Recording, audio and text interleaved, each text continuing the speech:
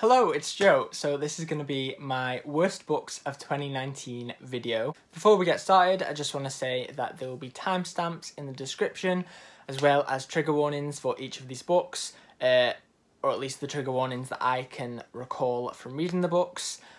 So if you want to use those, you can. But yeah, let's just get started and talk about the worst books that I read last year, shall we? And by the way, just as a little spoiler, all three of these books happen to be books that I read, that I buddy read with someone else in the community. Coincidence? Probably, but a bit weird.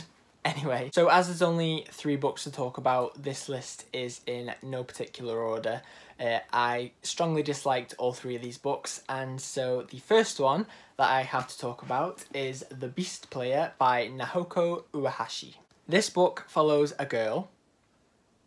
No, I don't remember her name, and no, I'm not gonna open the book to check because I point blank refuse to spend another second of my time wasting it by looking at the inner pages of this book. I'm happy to look at the book cover because it is beautiful and it is the reason that I picked it up in the first place, but yeah, I'm not gonna check for her name because I don't remember it, I don't care to remember it, and I don't want to open the book. Anyway, this book follows a girl who has a very special bond with animals, and one day she saves the life of this giant magical rainbow wolf with wings. And when she saves its life, the two of them become very close. Other than that, I really do not know what happened in this book, and that's kind of all I can say in terms of what it's about. What I do know is that this book was extremely boring and also extremely confusing at the same time. The pacing was messy as fuck, and I'm pretty sure that there were some translation issues because, if you didn't know, this book is originally in Japanese, and so obviously I've read the English translation, and I don't know whether it's the translation or it's just the author's writing style, but it came across as very juvenile, and considering the main character spends a large part of this book as an adult, she does start off as a kid, but she does become an adult quite quickly. The writing just didn't really work for me. But again, I don't know whether that's a translation thing or I just don't vibe with the author's writing. So as I said, all 3 of these books were buddy reads, and I buddy read this one with Rachel from Rachel Marie's Book Journey, I think is her name now. It was Book Junkie. Anyway, she DNF'd it like before the halfway point or at the halfway point, and I regret not doing the same because I finished the book and I just look back on it as this huge waste of time. Wow, it sounded really posh then. I just look back on it as this huge waste of my time, and yeah, I really wish I DNF'd it. On to the next one. So this next one I buddy read with my wonderful friend Emma from Emma Novella, and it is The Strange Fascinations of Noah Hypnotik by David Arnold. This follows a boy named Noah who one day gets hypnotised, and after he's been hypnotised, he starts to notice these subtle changes in his life. For example, his mother has this scar across her face that she's never had before, and also his best friend, who was previously a huge fan of the Marvel comics and Marvel films, is now a DC comic and DC film fan. Don't know why, but neither does Noah, and he wants to find out, basically. And this book follows his journey as he tries to find out why his life has changed, and more importantly, how he can get his old life back. So my recollection of this book is basically a big blur of what the fuck is going on. I think the writing to me was extremely pretentious and irritating, and the story and characters were just mind-numbingly boring. Like, I did not care what was going on and who was saying what or what they were doing and what was happening to them. I just didn't care about anyone in this book or anything in this book. The book essentially gave me nothing, and I feel bad saying that because I did meet David Arnold at BookCon, not 2019 but BookCon 2018, I met him and got this book signed, obviously before I actually read the book.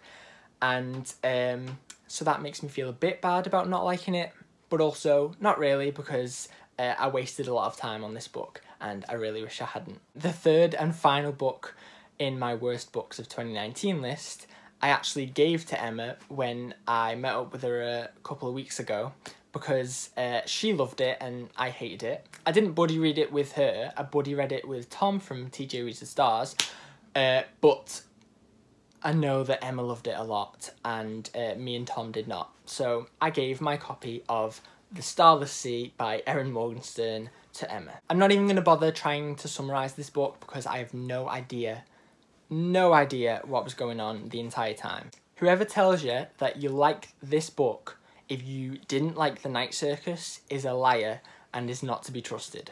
Do not trust people who tell you to read The Starless Sea if you didn't like The Night Circus. If you didn't like The Night Circus, do not read The Starless Sea. Are you getting the message? Just do not do it. If you liked The Night Circus, read the book. You'll love it. But for me, it was not it. So I said I wasn't going to summarise the book, but I will give it a go. It follows a boy named Zachary, and he somehow ends up in this underground library / hotel / haunted mansion. And he spends the entire book wondering, why is he there? What has brought him there? And I still don't know why, and I finished the book. I don't think he found out why, to be honest, although maybe I just misunderstood what was going on. But yeah, that's what the book is about, I think. And don't get me wrong, I liked Zachary at first, and when I started this book, both me and Tom were enjoying it. The atmosphere was great. As we know, Erin Morgenstern, she writes a good atmospheric book. Well, she writes a good atmosphere in a book, not necessarily a good atmospheric book. Anyway, the atmosphere was good. Zachary started off strong, but after the first, I don't even know, 100 pages, and that might be being generous, it all started going downhill for me. I quickly began to lose interest in both Zachary and the story. I had no clue what was going on half the time, and I stupidly assumed that it would all make sense and wrap up by the end. And spoiler alert, it did not. Nope. And honestly, I think that's kind of all I have to say. Yeah, this book was just a huge waste of my time, and I'm kind of annoyed at myself for even giving it a try in the first place and listening to those people who said that I might like it even though I didn't like The Night Circus.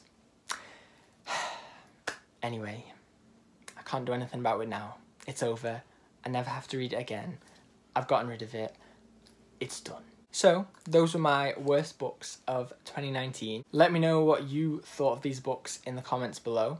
I'm sure a lot of people will disagree with what I had to say, but that's fine. We're allowed to disagree with each other.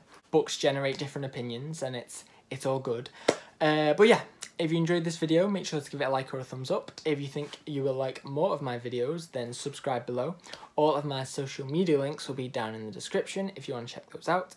But other than that, thank you so much for watching. I hope you're having an amazing day. Goodbye.